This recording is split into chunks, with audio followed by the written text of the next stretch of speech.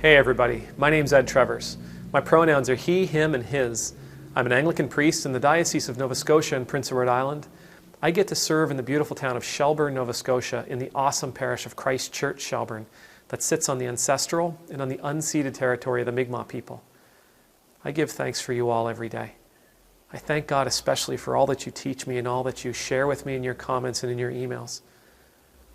I don't think it's possible for you to know how encouraging and how uplifting you are. Today I want to share with you a story about one of the visitors we had when I was in seminary. He was a bishop from Zimbabwe, and he came to our class to speak to us and share with us his experiences as an African bishop. Him and his wife were there. They were fantastic. They're wonderful people. He told us about his understanding of his people's history when it came to the colonization of his country by European powers, especially England. He says that they came and they brought their lifestyle and they brought their language, they brought their tea, they brought their society, their culture as best they could, their houses, their clothes. So they brought Jesus, they brought their church. And he said, we like Jesus. We really like Jesus. We liked his style. We liked how he spoke. We liked what he said. But we were told that Jesus wouldn't like us very much. That Jesus wouldn't be happy with the way we dressed. That Jesus wouldn't be happy with the places we lived. He wouldn't be happy with the food we ate. He wouldn't be happy with the way we danced and sang and celebrated around a fire as a community. He would be upset because he would see us as heathens. And he said for a long time, his people, because of this teaching, because of their understanding of Jesus, they began to relinquish their culture. They began relinquishing who they had always been, their heritage, their ways. But then he said, eventually, happily, Africans were permitted to take positions of power in their churches. And then they were allowed to become priests and deacons. And then they were allowed to become bishops. And then they were allowed to have their own church. Instead of being the Church of England in Zimbabwe, they became the Anglican Church of Zimbabwe, led by people of Zimbabwe. They began carving their own way forward. And as they did this, they came into contact with somebody they had never met. They met Jesus of Nazareth. See, they had known Jesus, but it was Jesus of Oxford. Now they were getting to know this Jesus of Nazareth fella. And they liked him even more. He still spoke the same way. He still called out to power in the same way. He still loved and was merciful in the same way. But they actually began to realize that this Jesus, he would have loved Africa, and he would have loved Africans. He would have loved where they lived. He would have loved the clothes they wore. He would have loved the food they ate. He would have loved their celebrations and their singing and their dancing and their gathering around their campfires in their villages and their communities. He would have loved everything that Zimbabwe had to offer. This Jesus of Nazareth,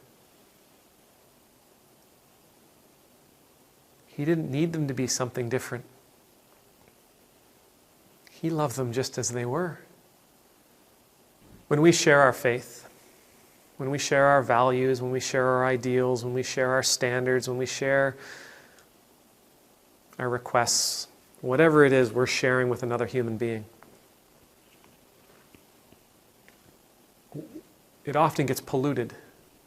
It gets polluted from the time the desire generates within us to the time that it's offered out. And it's not a malicious action. It's an unconscious action. but we always end up sharing ourselves. And sometimes we share our cultures, and sometimes we share our upbringing, sometimes we share our parents, sometimes we share our trauma. And when we do those sorts of things, sometimes we share a message that is less than 100% accurate, a message that's less than 100% effective and efficient.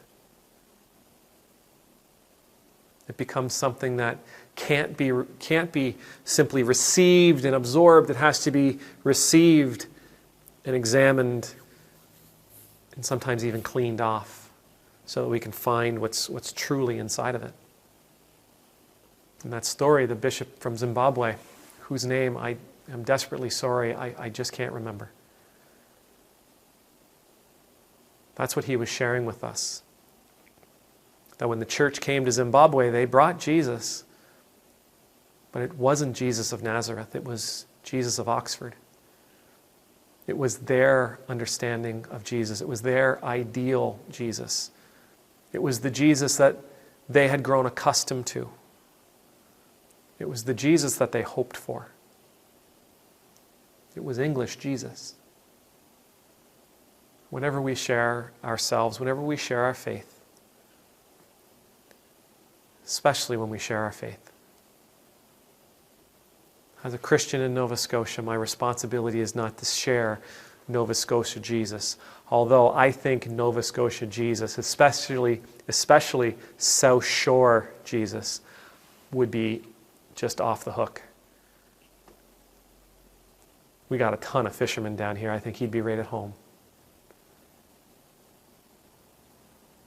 But I should share Jesus of Nazareth.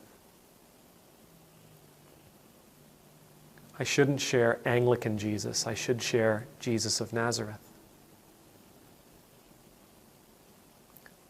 Maybe not even Christian Jesus, but rather Jesus of Nazareth. And it's the same for everybody else, and it's the same, quite honestly, in most things.